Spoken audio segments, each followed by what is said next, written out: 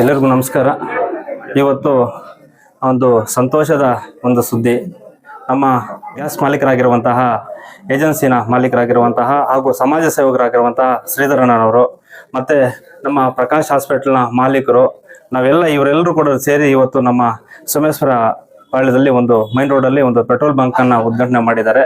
ಅವರಿಗೆ ಆ ಭಗವಂತ ಇನ್ನೂ ಮುಂದಿನ ದಿನಗಳಲ್ಲಿ ಇನ್ನೂ ಹೆಚ್ಚಿನ ಒಂದು ಪೆಟ್ರೋಲ್ ಬಂಕ್ಗಳನ್ನು ಓಪನ್ ಮಾಡಲಿ, ಇನ್ನೂ ಉನ್ನತವಾದ ಒಂದು ಸಮಾಜ ಸೇವೆಯನ್ನು ಮಾಡಲಿ ಅಂತ ನಾನು ಈ ಸಂದರ್ಭದಲ್ಲಿ ಶುಭ ಹಾರೈಸ್ತೀನಿ.